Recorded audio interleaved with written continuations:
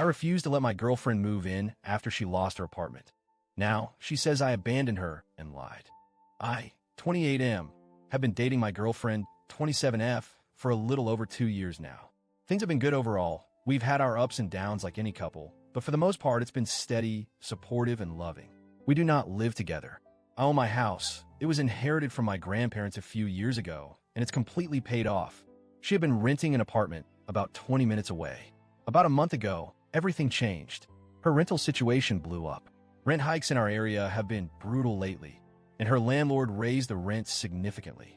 She couldn't afford it on her own, and on top of that, her roommate situation got really toxic. Think unpaid rent, parties at 3 a.m., mystery strangers crashing on the couch.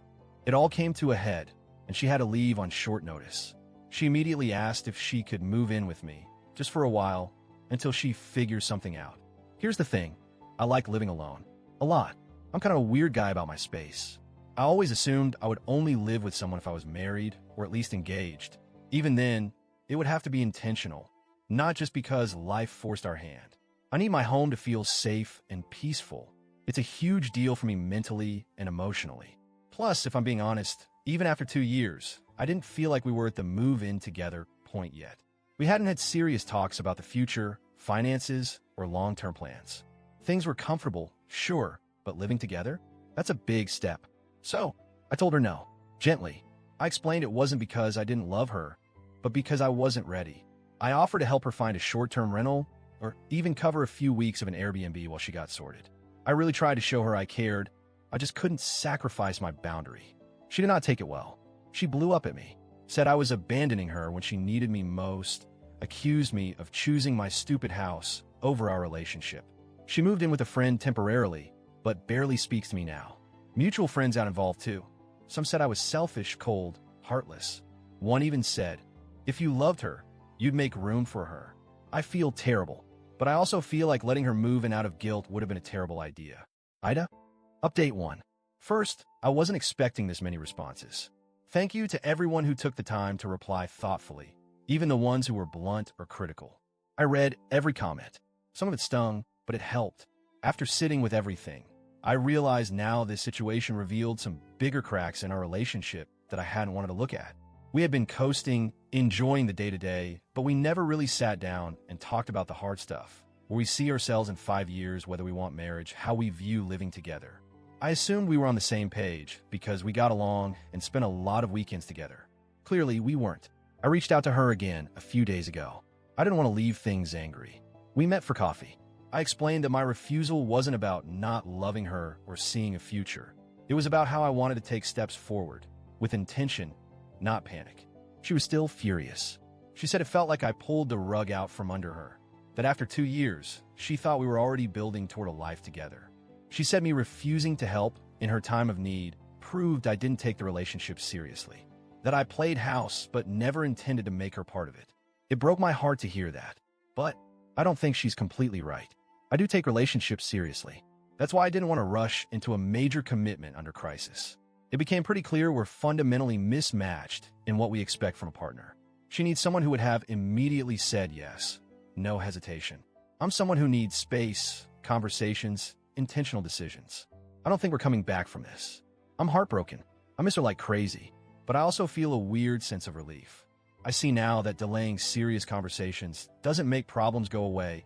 It just delays the inevitable. If you're reading this and you're in a long-term relationship, have those hard talks early. Please, it's better to know now than 2 years down the road when someone is packing their life into boxes. Update 2. After our rough coffee conversation, we tried one more time to sit down and really talk. I gave her space to express everything, her hurt, her anger, her feelings of betrayal. I listened. I tried to explain again, calmly, that I wasn't rejecting her. I was rejecting the idea of moving in together because it felt reactive, not planned. She couldn't hear it, or didn't want to. She told me I never planned to make room for her in my life, that my actions prove she was just a guest and not a real part of my future. She said she felt stupid for thinking otherwise. At that point, it felt like no amount of explaining would fix it. The trust was gone. The vision of the relationship, what it could have been, had cracked in half. Before we parted ways, I told her I didn't want to leave her stuck financially. Even though we were breaking up, I offered her enough money for a security deposit and first month's rent somewhere new.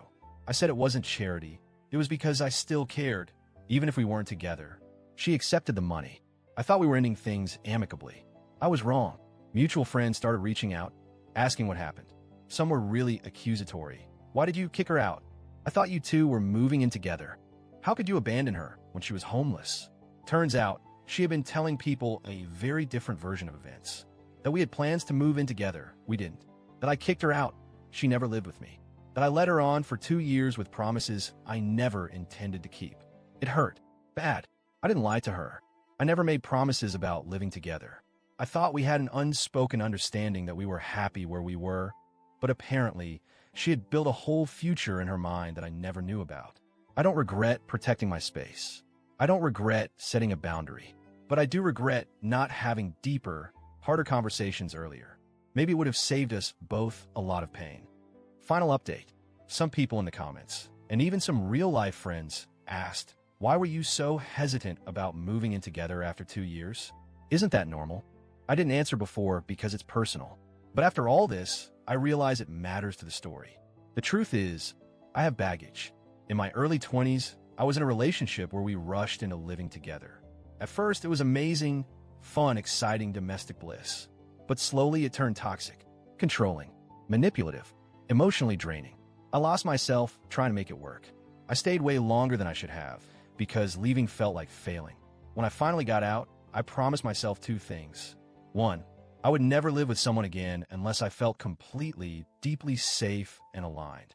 2, I would never let guilt or pressure push me into a living situation I wasn't sure about. That's why I was hesitant. Not because I didn't love her. Not because I didn't see a future. Because I needed to be absolutely certain, and I wasn't. Especially not under crisis conditions. I never told my, now ex-girlfriend about my past. I didn't want to burden her or project my trauma onto our relationship. I wanted our connection to be clean, not overshadowed by old ghosts. In hindsight, maybe I should have been more open about it. Maybe if she had understood the depth of my hesitation, she wouldn't have seen it as a rejection. Or maybe it wouldn't have mattered. Maybe we still would have ended up exactly here. I'm sad. I miss her. But I also know I did the right thing for myself. And if there's anything I've learned, it's this. Love doesn't mean abandoning yourself. Love doesn't mean sacrificing your peace to prove a point.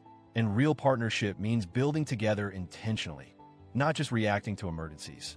If you're someone who has a hard boundary around your home, your peace, your space, you're not selfish. You're self-aware. You're protecting the foundation. You need to build something lasting and real.